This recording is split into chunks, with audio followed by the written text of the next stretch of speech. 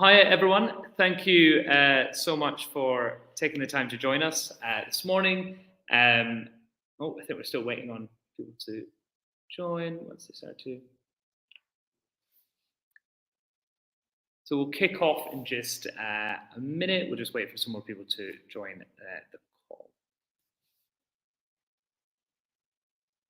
And I think we've had over 300 people who have registered for this event, which is really fantastic. And it's great to see so much interest in the honour system, and especially for people within the civil service.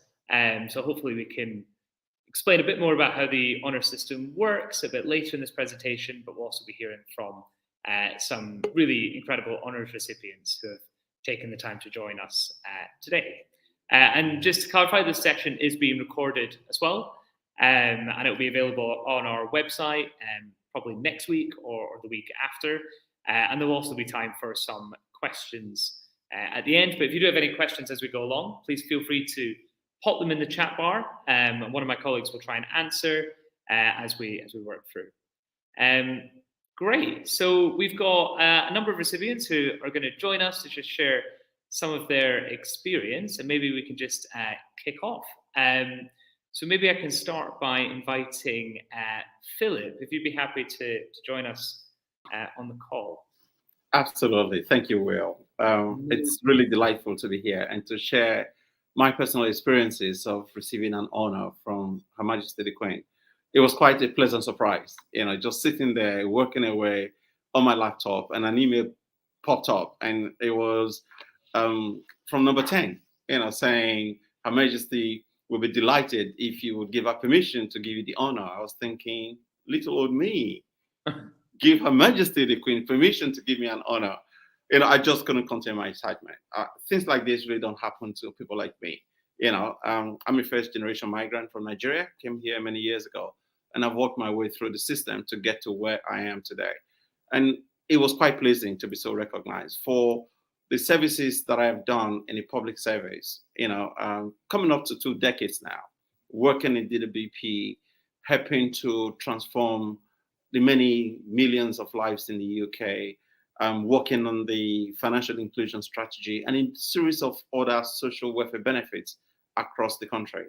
To be recognized by my peers was even more pleasing, that someone took the time and effort to put a nomination together. I think that's the most difficult aspect of it. Just sitting down, putting a citation together that recognizes something that a colleague has done, something that your staff has done, something that your boss have done, in terms of, following the methodology, the template, putting the examples, putting the references that ensures that that individual is considered worthy of the recognition. I think it's so pleasing. So it's even more pleasing that someone made the effort to do that, for me, because if that person did not put the citation together, I probably would never have been recognized for what I've done. And all of us do these things that we take for granted every day. So, Will, I think it's gratifying that, to be so recognized, but even more gratifying that someone took time out of their busy day to contemplate putting something together for me. No, amazing. And of course, that's one of the reasons why we're doing all of these events, to try and encourage people to do so.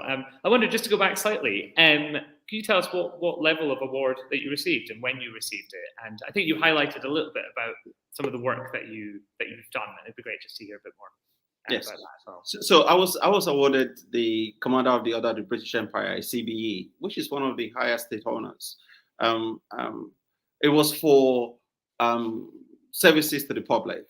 It was, I believe, based on all of my efforts leading the delivery of government policy through commercial provision, working to ensure financial inclusion for the many millions of unbanked people within the country, giving them an opportunity to be able to open a basic bank account, being able to become financially included, being able to go on to get a mortgage and create a credit profile for themselves, fending off the payday lenders from accessing their finances and therefore continue to impoverish them over the years. So I think all of those really, crystallized in someone saying how civil servants can, in fact, do impact policy and therefore change the lives of many, found it worthy to put me down for a Queen's honors. And like I said, it's pretty gratifying, to be so recognized,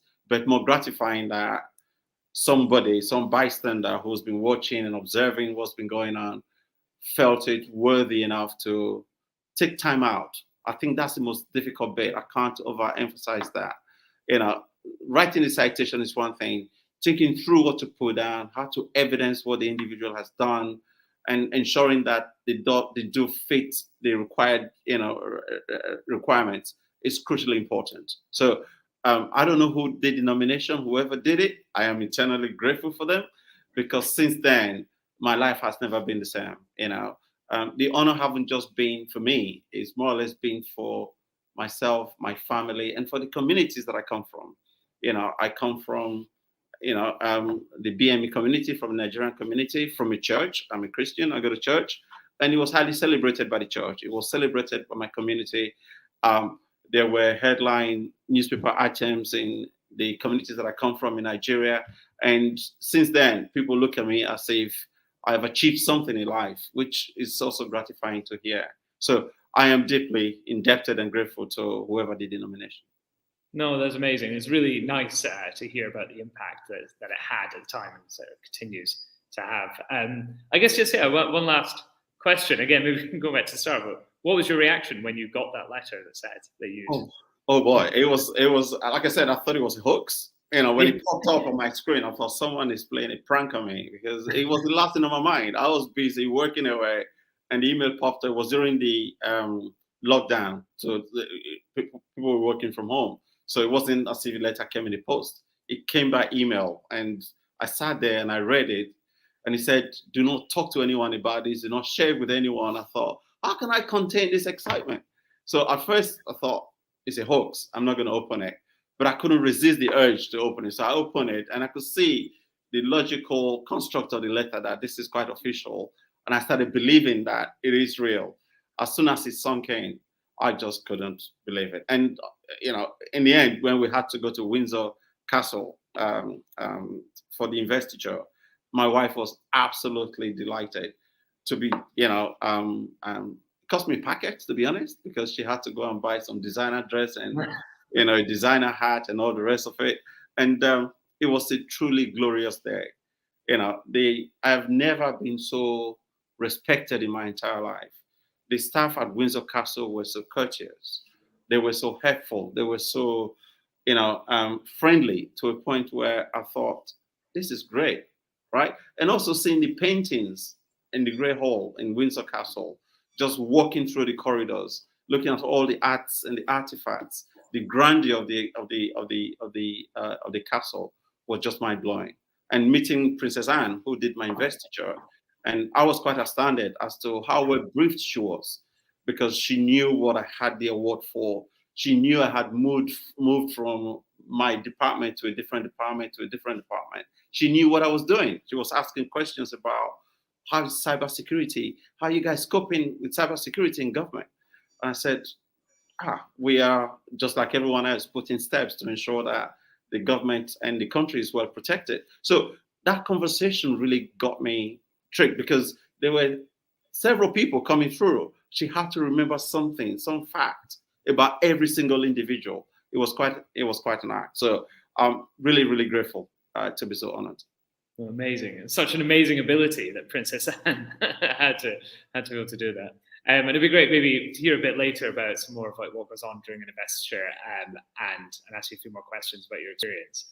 But just for now, thank you so much for joining us. And I'll just invite the next person onto the panel, and then we'll have a sort of wider discussion. It'd be great to hear some more of your thoughts. So maybe if I can invite next for Richard Cheesley to come and join us, MBE. Richard, I wonder if you'd be happy to maybe just give a short introduction, who you are and what you received your nomination for. Yeah, good afternoon, Will. My name is Richard Cheesley. I am the High Court Tipstaff at the Royal Courts of Justice. I was honoured to receive an MBE in the Queen's Birthday Honours List of 2021. Amazing. And what was it that you received your award for? services to the High Court of England and Wales. It came as a total surprise. I wasn't expecting it. You don't know that these things are going to come. Very similar to Philip's story. I received an email in lockdown. Sat on the couch, but it didn't come through until about 7 o'clock in the evening. And sat there on the couch, and I'm sort of reading it on my phone, and I'm thinking, somebody's pulling my leg here. They're taking the proverbial. And it sank in, and then I sort of put it away, and then I got up the following morning and I read it again, and my wife said to me, you're right. I said, and it does say that you can't tell anybody, you mustn't tell anybody, but I mean, my reaction wasn't over exuberantly sort of jumping up and down full of like pride as I expected. It was quite emotional, to be honest, and I got quite choked up. And I said to my wife, well, I'm going to tell you something, and you must not tell anybody. I said, I had an email from the Cabinet Office, and she said, what have you done now? So I said, no. And I said, you seriously can't tell anybody. I mean, it's very, very difficult for not to say anything. And I understand the reasons behind that. It's in case it doesn't go through finally, but you've got all this pent up emotion, and you do feel so elated that you've been honoured in such a way. And again, as Philip said, you don't know who nominates you, which is a shame in some ways that you don't get told that afterwards, because I found I'd really wanted to go and sort of say thank you to the person for taking the time to do that for me. Then I submitted my acceptance, and then you don't hear anything, which is sort of radio silence from everywhere. You don't hear from anybody. It's like someone in black sinister sort of movies where they go behind the curtain and you don't ever see them come out again. But it was quite good, and I arranged on the quiet without telling anybody to take my family on the day that it was announced on the Saturday for a champagne afternoon tea, a local pub champagne bar, but didn't tell them why. So I got my family together and we got down there, but the only person who twigged was my father, who was a former civil servant. So he knows about the Civil Service Gazette. He knows I've got 30 years plus in now. And every year he would check it, and he checked it about 11:30 the night before. And it was in there, and he said to me, Mum, he's got one this year. So it's age, but it was a nice afternoon, absolutely fantastic award to be honoured with. We made a day of the trip to Windsor. The Duke of Cambridge did my investiture. Again, extremely well briefed, knew exactly what I was doing. I mean, my role as the High Court tipstaff is the oldest law enforcement office in England and Wales. It dates back to the 14th century. He knew that. He knew that I dealt with international and national child abduction through the family division. It was a good flowing two-way conversation. As you get reminded, as you get nearer and nearer the investiture room, just remember when they're talking to you, it is a two-way conversation. So it flowed very well. But again, we made the most of it. We went down on the Monday night, stayed at the McDonald's opposite Windsor Castle, went out for a meal, went over in the morning, and it was an absolutely fantastic day. The staff and everybody at Windsor Castle, you couldn't feel more welcome. And everybody says, oh, congratulations, enjoy your day as you move forward. And absolutely wonderful time. And to see some of the other recipients and get talking to them and where do they come from and what their walks of life are and whether they're military or civil or normal sort of just day-to-day people like me that have been honoured. And it's great for people like me within the civil service as well, because my colleagues and my peers can see that if you keep your head down, work hard and put the time in, there are things that do come your way without the need for you to constantly be putting your head above the parapet or trying to achieve something that's maybe unachievable. Just do the work and be committed. And I was fortunate enough to be honoured, and I can't say thank you enough to the people that did. I mean, on the morning that it came out, the president of the family division, Sir Andrew McFarlane, sent round an email including all the family division judges, and the thanks and the emails I got back were untold. I heard from people that I hadn't heard from for over 30 years, former colleagues in different fields, congratulations. And it does bring it together, push you back in touch with people as well. And people ask you so many questions. What was the day like? How did it go? What happens? You almost want to say not too much in case they ever do get it. You want them to go and enjoy it and experience it for themselves. Don't spoil it too much. No, that's exactly it. Yeah. Yeah. No, that's amazing, and obviously very well deserved. And thanks for sharing that. I guess, yeah, just a question. What has been, I guess, the impact since receiving that award? You mentioned a little bit about also getting lots of emails and people coming to you and being recognised.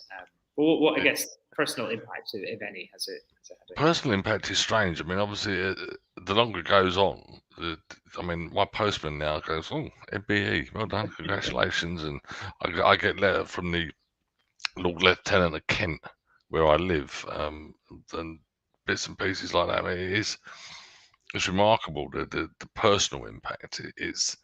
It's just there, and you do get a lot of ribbing from family and friends. Like, do we have to curtsy? Do we have to bow? Or will you be too good to us? You won't come into the pub anymore. We'll always have to buy you drinks. Which, I mean, it's nice, but it also there's a fun element of it. Isn't it? It's a joyous as well as formal occasion, as well as, say, just enjoying it. And there's, as somebody once said to me, you can't spend it in Sainsbury's, but it's not about that. It's about actually being recognised for what you do. There is nothing that beats it. I suppose, to put an analogy, there's nothing greater in the world if you excel at somebody than pulling on your country's shirt to represent your country. This is up there with that. It is truly an honour, and it's something for everybody. It's not just me. My family benefit from it. I get, not in a material way, but in a way of enjoying the success that I've had, and I'm proud. I'm extremely proud. No, that's amazing, and yeah, and obviously, yeah, very very well deserved. Richard, that's great. I'll Thanks, bring Will. you back at the end. Thank you so much for sharing that. You're welcome. We'll hear from you more shortly. I'll now just invite Nick Price to join us on the call as well. Hi, Nick, who's using his phone because we had a bit of tech issue, but I think it looks great. So. Thank you. Sorry, yeah, we don't like the tech here, I'm afraid. Hi, Will. So I am Director of Operations at Government Legal Department, who clearly don't like Cabinet Office tech, and I got a CBE in 2020, so it was during lockdown. It's interesting, the other two talking about the arrival of the email, because I honestly thought it was some scam leading up to something, and I had to ring someone in the honours office and said, did you send this? Because it just didn't look real, and I like the other two, couldn't really imagine why I was getting it, because it's so close hold. No one tells you anything about it. No one gives you any hint that it's going to happen. And it just came as such a huge shock. You know, I joined the civil service when I was 16 as an admin assistant, and, you know, I've worked up through all the grades, and I was just, you know, I've just been doing my job, I guess. But actually what I got it for was my work with the homeless. So I actually I've worked for a homeless charity for over 10 years.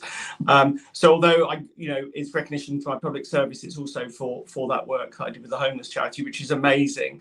And actually, it's given them an opportunity to use that in publicity, and, you know, it's given them a real boost, I think. So that's been really positive.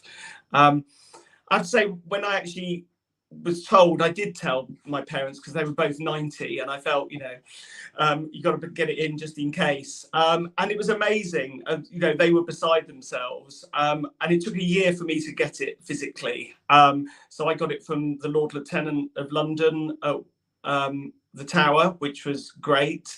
And I had to get my parents up into London and spend the night in a hotel, and we had to get a wheelchair for my mother from the Tower, and, you know, push her over the cobbles. And there were these amazing scouts who had got their Chief Scout Award, who were really helpful. And it was a fabulous day. And I think it was really lovely, because if you go to the Lord Lieutenant, you get to take more than one person.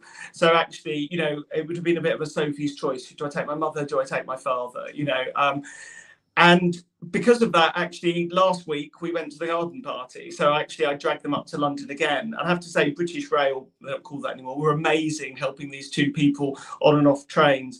And actually, I think whilst it's amazing for me, my parents have never been so proud of me. It's quite astonishing. Even last week, they've actually got my CB at the moment, and they take it to this Tea and Memories club they go to on a Monday. And I'm very sure when I speak to them tonight, there'll be pictures of various old ladies wearing it, to be quite honest. They have dined out on it for nearly 2 years, well, over 2 years now. So it's been brilliant for them. And actually taking, someone who worked in a shop and someone who was a heating engineer to Buckingham Palace last week, when they're now both 91, was just astonishing for them to actually, see the palace, to be in the gardens and actually experience that. I think really, for me, that was really the proudest thing for me, because, how do you repay your parents? No, I mean, that's amazing and really nice to hear. You said you were at the garden party, was it last week? No, week before, wasn't it? Because it rained like mad the week before, yes. So, yeah. Wow. Great. It was, the Cambridges, so that was really lovely, actually. And Beatrice, who I have to say was amazing, because it absolutely went down cats and dogs, and she just carried on regardless. So when they say, being a royal is a job, everyone goes, oh, well, it's not. Traipsing through a muddy lawn, in a rainstorm is a job, isn't it? It's impressive. Makes you feel like I almost said like you're the only one in the world, which is a song, isn't it? But it makes you, as I think Richard said, they know stuff about you that you can't imagine they would know, and it was just brilliant. It was such a wonderful experience. No, that's amazing. And I guess, just like one more question. So you mentioned you joined the civil service when you were 16, did you say? Or was it, after the war. Yeah, okay. And did you ever think you would receive this? I don't know what your views were of the honours at that time, or if you ever just... It never, honestly, because I don't think you have admin assistants anymore, do you? But so I was at the lowest you could possibly be, and it never really dawned on me that I'd get above EO, to be quite honest. So being a director is quite exciting. But no, awards were for other people. I always worked with the military, because I was with the MOD, and you just thought, that's what the officers get for their work, and you didn't think civil servants would get them. So actually being recognised is just amazing, and it has been, I use it, as you can see, it's in my signature block, but I use it all the time. I spoke to someone in the honours department, and they said the reason you've got it is to be a role model, so use it everywhere. So and actually it is everywhere, literally. It's in the church newsletter, it's on almost every email I send. Allegedly, if you put it on your passport, you might get bumped up into first class, but I'm not sure. It's worth a try, isn't it? But no, I'm astonishingly proud, and it's interesting. It's had an impact on my friends as well. So it's sort of, I don't know, people really start recognizing what you do. I think as a civil servant, people really don't understand what you do most of the time, and why you do it. And I think this gave me a real opportunity to start telling people about what I do for a living, and why it's important. And I think that was, it's an amazing thing to be able to do. No, that's amazing. And yeah, it'd be interesting. Might come back to that slightly later as well when we have the group discussion. But thank you so much for sharing your insights and experience. It's really nice to hear. And I'll bring you back, as like the others, very shortly. So thank you very much. And I believe we have Claudette as well, who might be having a bit of tech issues. I don't know if you're there, Claudette. No, I think some tech. We're finding using StreamYard as being slightly challenging on some other government departments' structures. So what we'll do, if Claudette manages to join a bit later, we can bring her on, and the same with Fahima, who's also meant to be joining us today. But I'll bring everyone back on, and it'd be good just to hear a bit more about your different experiences and maybe some more general thoughts on, we've got the civil servants that are watching this today. We're also recording, and we'll be putting it onto our website as well for other civil servants to see. And I guess it'd just be interesting to start with knowing your thoughts on why do you think civil servants should nominate each other for honours? And we've touched on it a little bit, but maybe I could maybe start with Philip. If you had any thoughts? Yeah, well, I think that's a great question. I've nominated several colleagues for civil service honors over the years. One of my nominees got an MBE last year, New Year's honors list. It's important for us to, like I said, make time to make those nominations. It's important for us to recognize our colleagues who have gone above and beyond the expectation. Um, the pay is good in civil service, but it's not that great compared to what we can attract elsewhere in industry. So there have to be some level of recognition of the work that we do, work that is truly uplifting, work that is truly transformational, work that impacts many, many millions of people across our country. And because of that diligence in the way we go about it, because of the professionalism that we bring to the things that we do, and because of the fine line we have to thread between working with politicians, ministers, and ensuring that we keep them safe and protected at all times. There's nothing better than recognizing someone who's put their whole life. One of my colleagues is celebrating 40 years in the civil service, right? This week.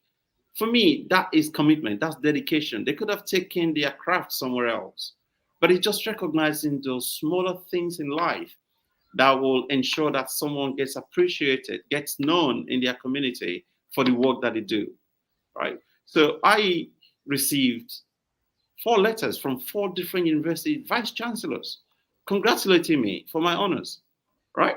From University of Essex, from University of Birmingham, from Aston, and from my university in Nigeria.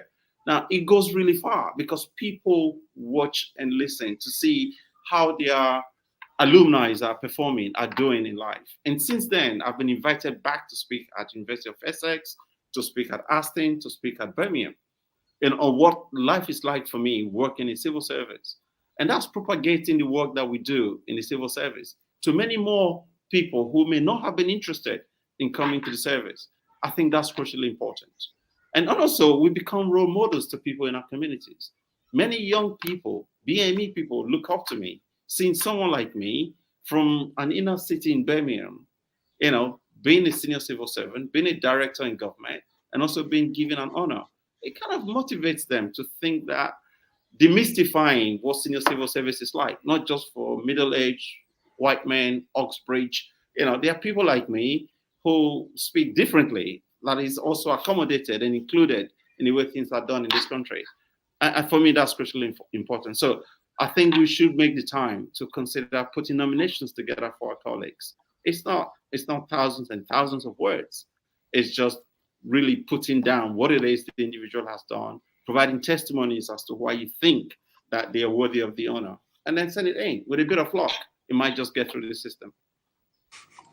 No, absolutely. That is very well worded, and I definitely agree with your point on it does help to have role models and make people can actually see that the people at the top, and I think that's great. And we'll also be speaking a little bit about how people can make nominations. I'll show a few slides at the end, which will touch on just some of the points that you raised. And Richard, I wonder if you had any thoughts on that as well, and sort of recognizing more people across maybe your department, but also the civil service. I think within, if you look at my department, sort of MOJ and HMCTS, the amount of people that work in those organisations is unbelievable, and there are so many people within those organisations that are totally committed and have been for years. They go above and beyond what is expected of them.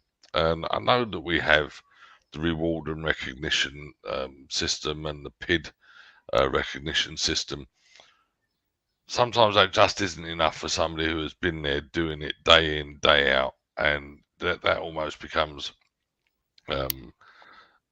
something that anybody can get and anybody can achieve on the nod of a direct manager. But when you start going above and beyond and you're consistently doing it for 25 to 40 years, then you need some other formal kind of recognition.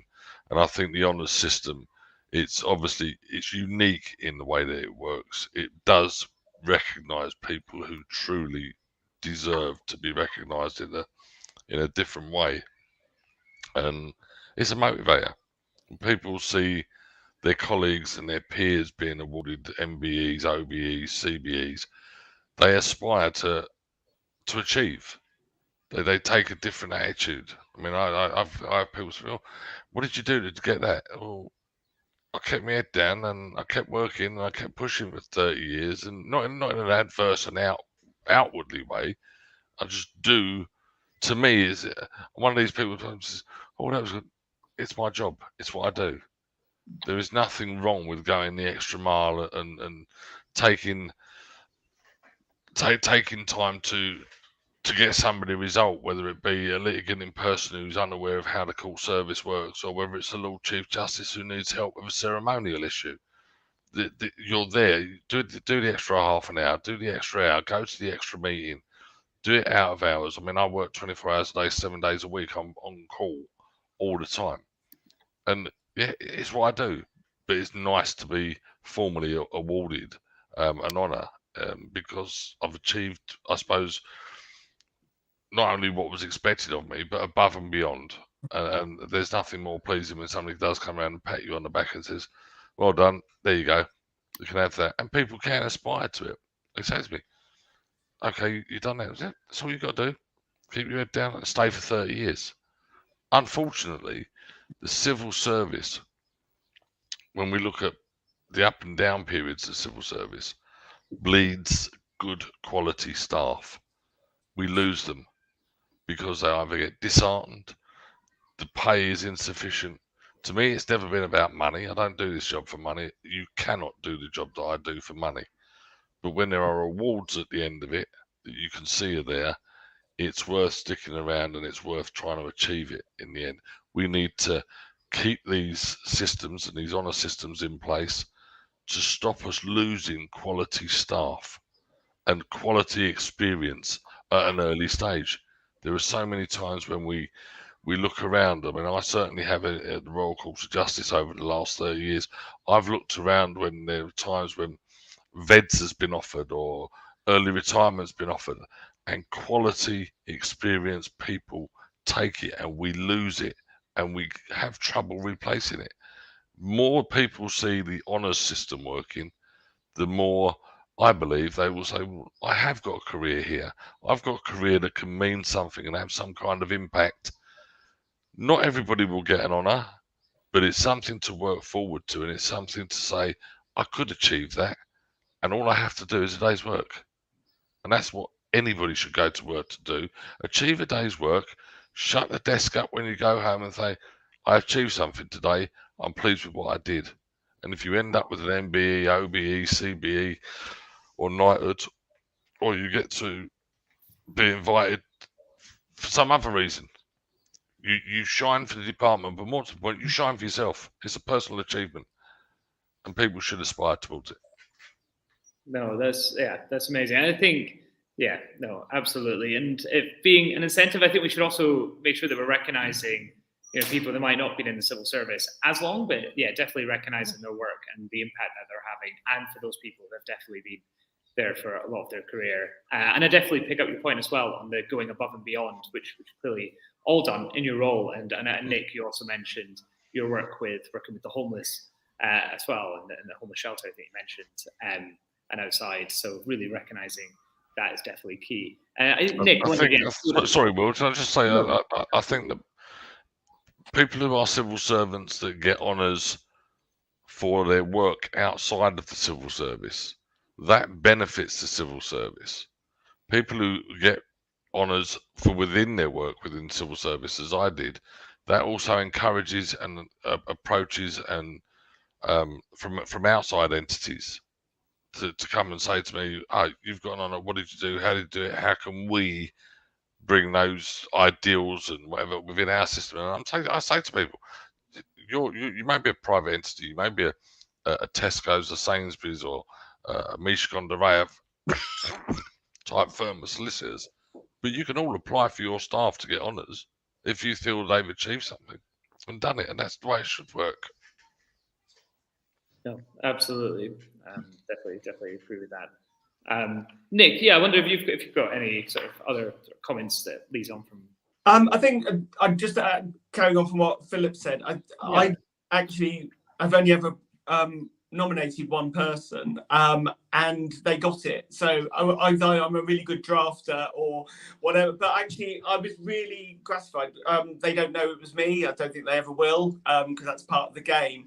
But actually, it was really, for me, it was really wonderful recognition of that individual, because actually he was minority ethnic, and a more junior member of staff, and government legal on the whole is much more senior because of the lawyers. Our grading is much higher, and I honestly thought I wasn't standing a chance, but I thought I'd give it a go, and it was really heartening that an HEO in our department who had done some amazing work during COVID, really above and beyond, was in the office the entire time, making sure that we were all safe and the work was carrying on, was recognised. I think, like Philip, I will carry on doing it. There's nothing to lose and there's everything to gain. And I think, carrying on from what Richard said, yes, I got mine for both inside and outside the civil service. And I think that puts the civil service in a good light, because it means that people see that we are not just jobs worth who do a job. We have lives outside that we can contribute to. But actually rewarding someone who does something amazing in the service that others may not have been able to do. And as Richard said, we don't reward financially. To actually give them that award and for them to have that they can share with their community and their family is beyond money. And actually, the pride that gives them, and actually the people around them at work realise that actually, as Richard said, there's hope for us all, as it were. There's a chance that we all might be recognised, and I think it is so motivational. And the role model thing is really important. I do quite a lot of speaking about LGBT stuff. That's part of the reason I got my award. But actually, the CB has opened the doors to other speaking opportunities, which actually means my voice is heard more broadly, both as a civil servant and an advocate. And actually, that is really powerful. So it's just a wonderful gift in that respect that keeps giving. It really does. Oh, amazing. And congratulations on the first nomination that you put through. Successful, which is amazing. And I think actually COVID was a great time in terms of nominating a lot of people who did amazing work and of all different ages and grades. So I think that's nice. It's a nice point as well. I guess leading on from that, why do you think maybe what holds some people back in the civil service from making nominations? Why do you think maybe we don't see? Don't know if you've got any thoughts on that. Why we might not see as many nominations as we'd like to.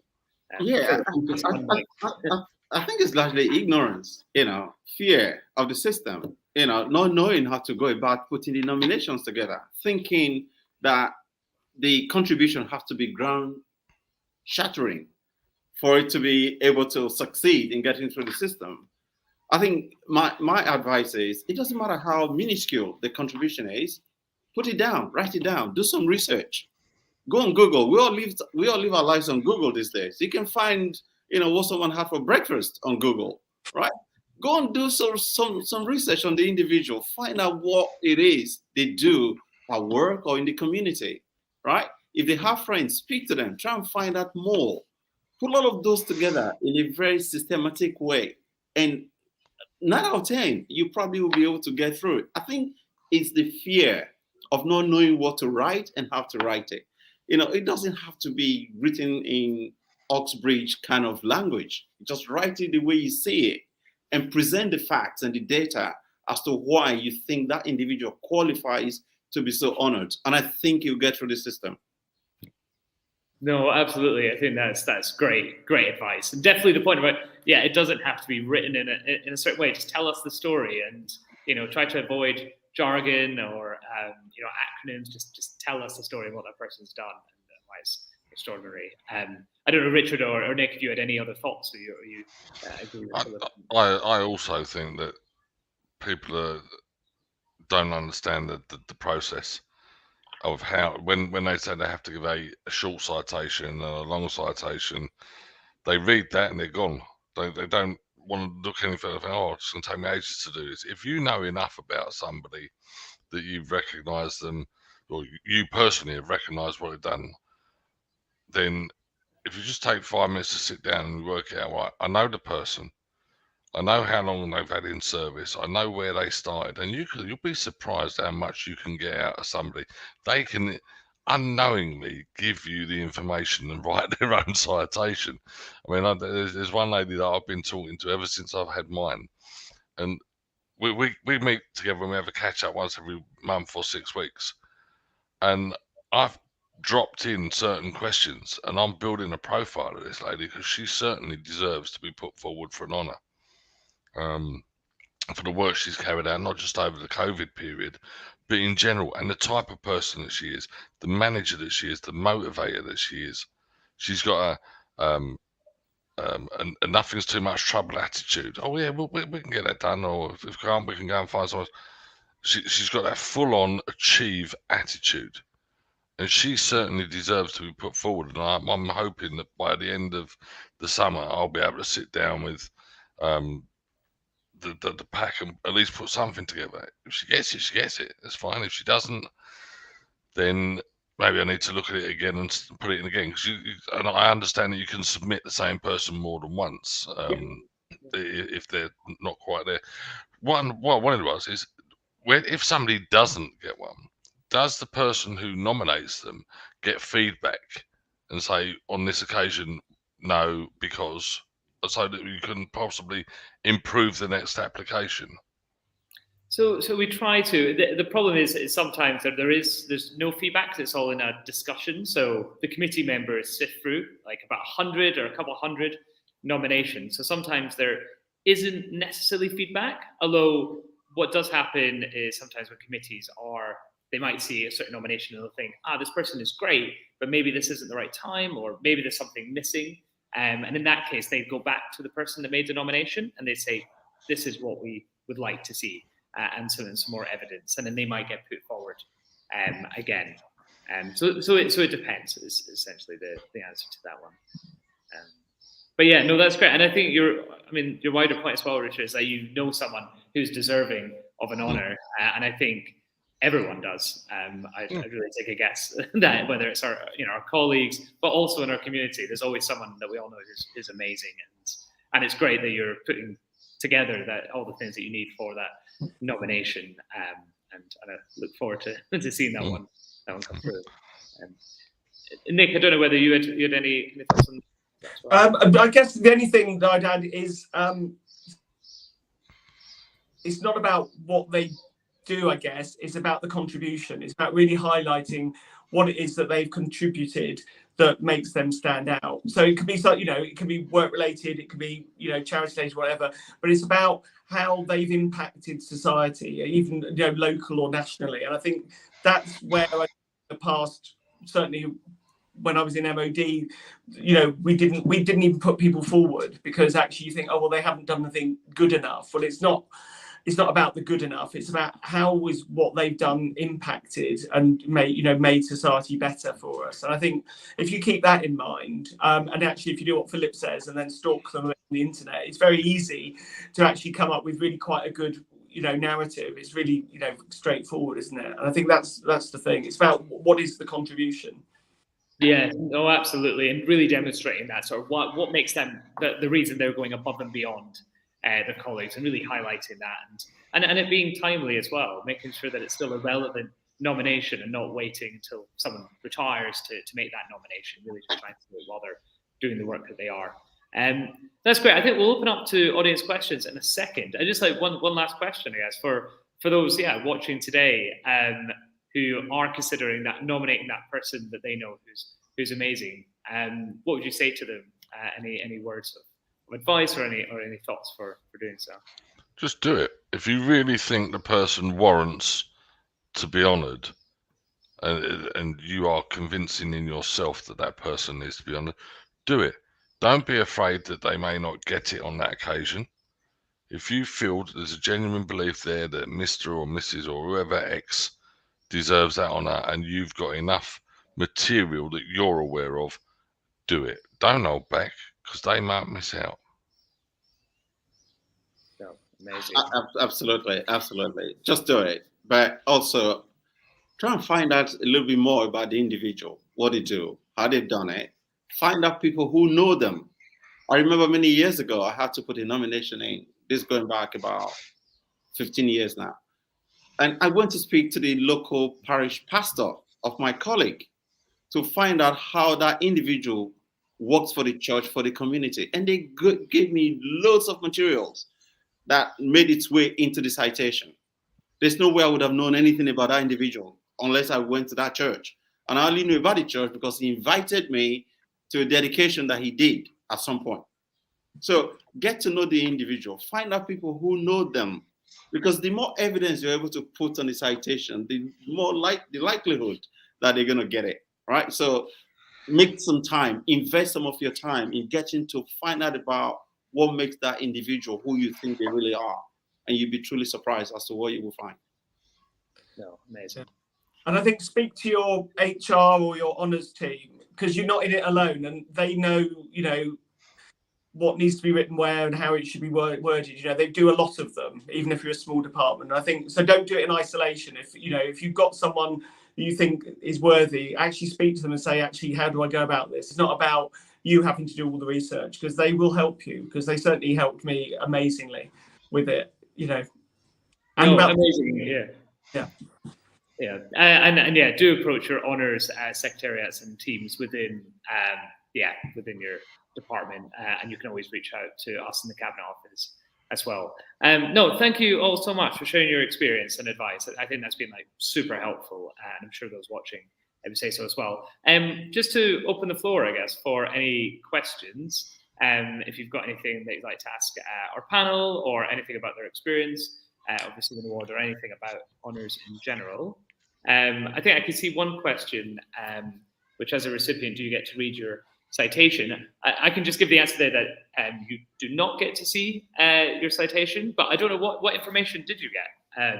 It'd be interesting to hear. None. You just get you just get this email or letter that arrives that says the Queen would be honoured if you would, and it's like, you don't get any advance warning, nothing. It's literally like somebody comes out from behind the curtains and then disappears back in.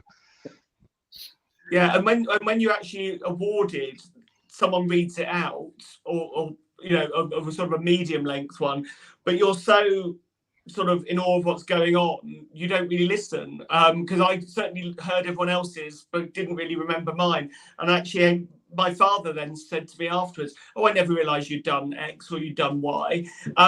So luckily he was sort of taking notes. So to me, it was just a blur. So yeah, it's a one-liner you get, isn't it, that appears in the London Gazette. That's the only bit that I remember.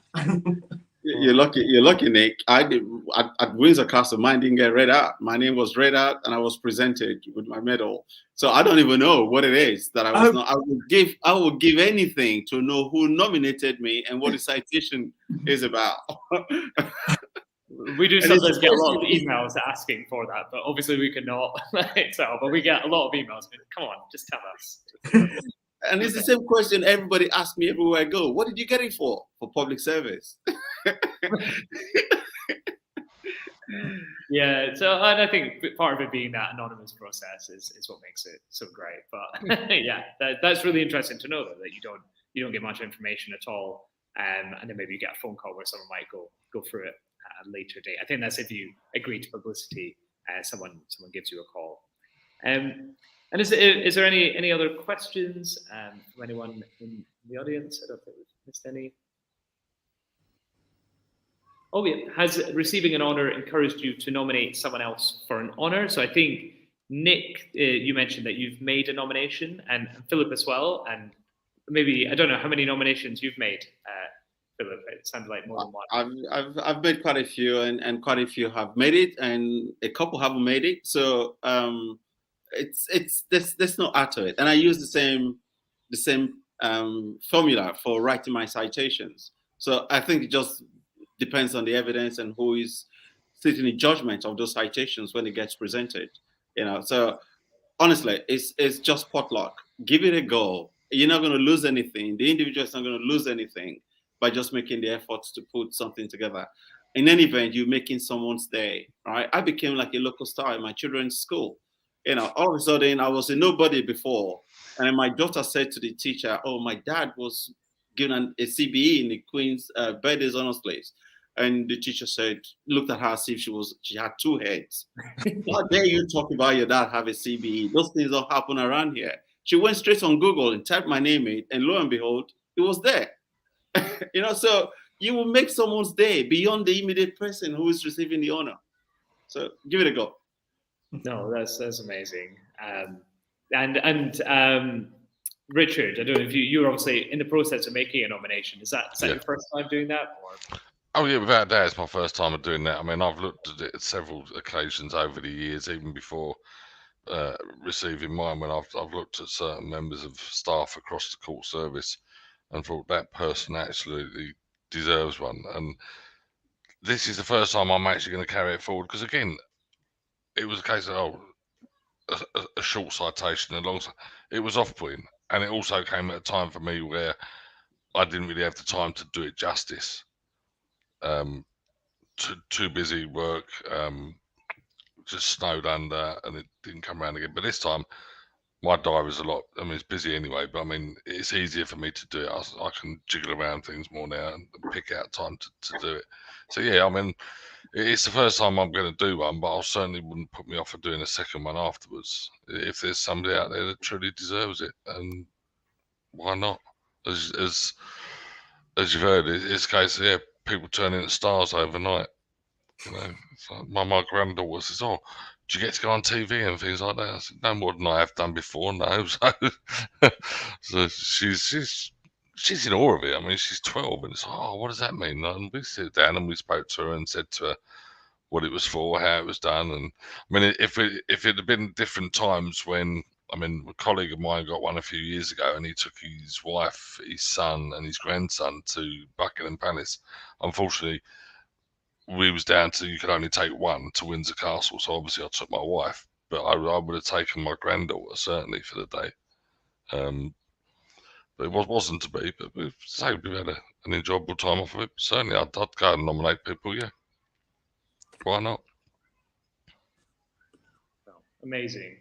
And I think, and Nick, do you plan to nominate anyone else in the future?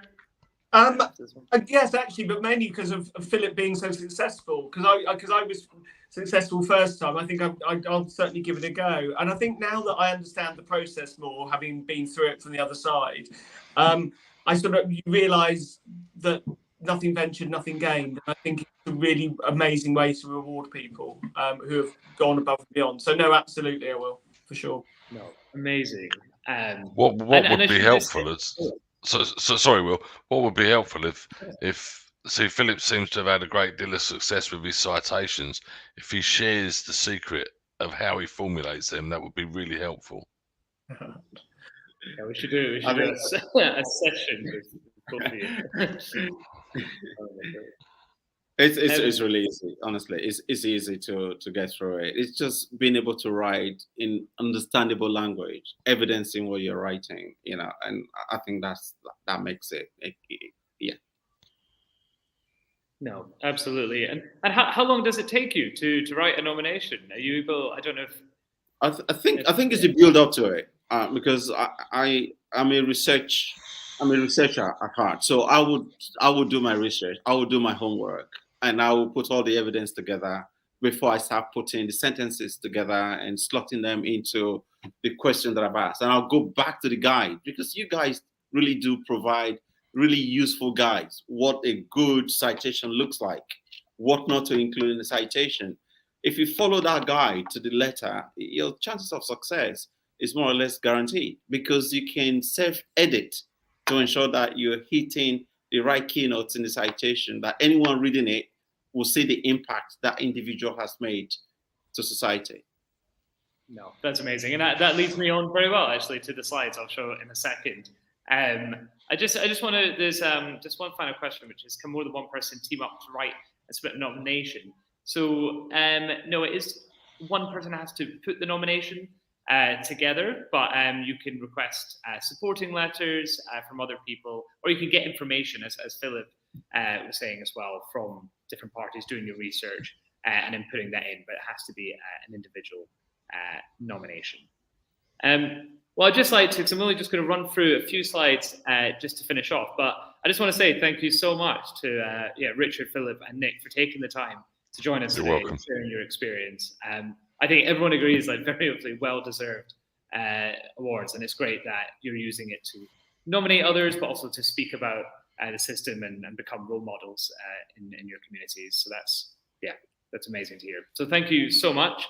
Enjoy the rest of your day. I'll just throw a few slides for those watching, just to finish up. So if that's inspired you to make a nomination, then we'll just try and get the slides up if they're working. And you are ready to make that nomination.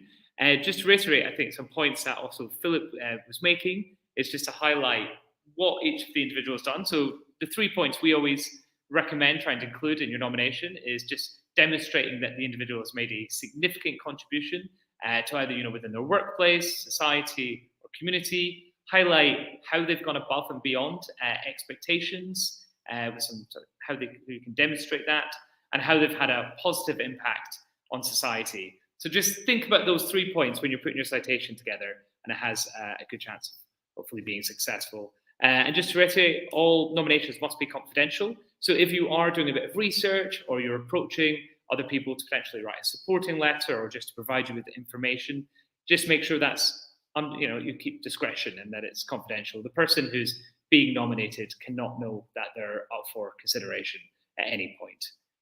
But if you want some more information, you can go onto our honours specific website, which is full of useful information and also lots of guides and a sort of walkthrough of what's involved in the nomination process.